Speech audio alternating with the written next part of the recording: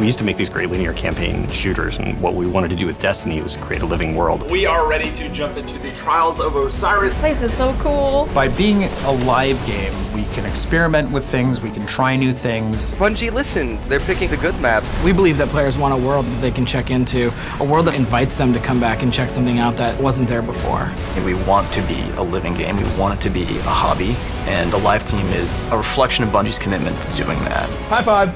Yeah, all right. The live team has been in charge of doing everything from playlists to weekly patches to Iron Banner rollouts and Trials of Osiris. This is crazy. Oh, there's loot, guys, there's We loot. want to bring in more quest lines, more stuff to do, more stuff to chase, more loot items, more guns, more gear. What I like as a player is that when I come into the world and there's an event going on, the world is a really different place. That makes the world feel alive, and it's just a more fun place to be in. What we want to create is an engaged audience that wants to keep coming back, and that your friends, your social network is part of what's like pulling you back into the world. We have a wonderfully connected community, and that's something that makes Destiny just kind of magical, honestly. Look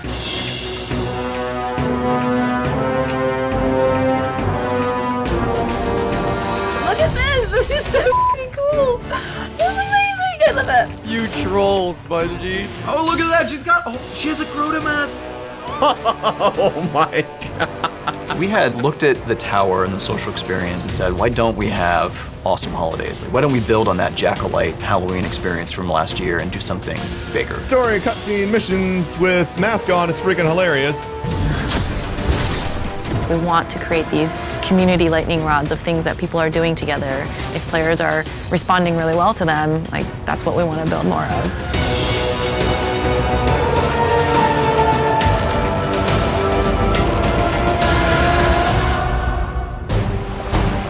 World events for the live game is a way for us to introduce new concepts to the players. Sparrow racing has been on a lot of people's minds for a long time. Sparrow racing is like our first experiment with how do we build something that the community can actually have a hand in its future fate. Being able to spin up Sparrow Racing, I think, is a really great example of an idea that pops up and foments from the community. We're able to take it and deliver it.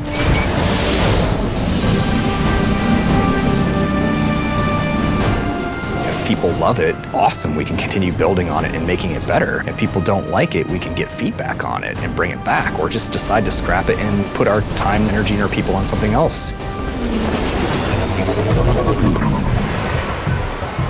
Sparrow Racing is a 3-week event that is hosted by Amanda Holliday, and it's available to all players of the Taken King. Speed kills, but it's a fun way to go.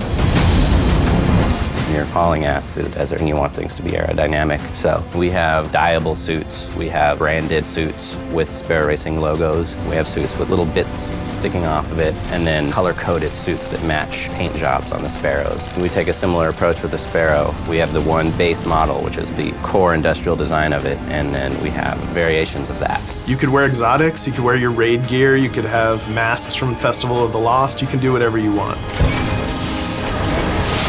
Sparrow Racing is a 6-player free-for-all death race through enemy territory. Gotta be fast and fearless if you want to win these races.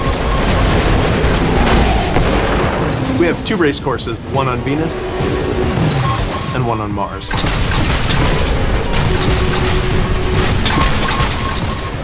Campus Martius is a circuit through the buried city on Mars. Mars is our easy track, and the Venus one is our more advanced track. Venus is called the Infinite Descent because you're always going downhill, and at the end you hit a teleporter and it brings you back to the top of the level.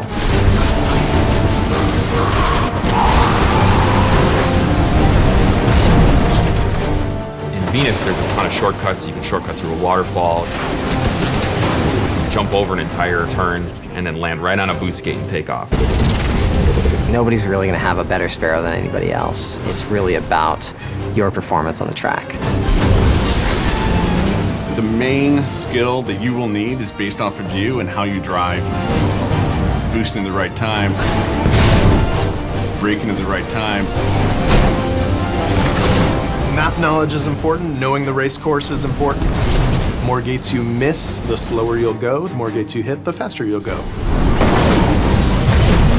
Main things you can do to upset your opponent is you push them out of the gate, you push them into fans, cause them to explode.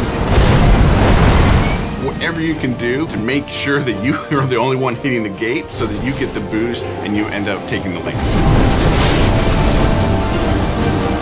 You're gonna see with Sparrow Racing something you haven't seen before. And if you like that, let us know, and for sure, you will see more coming.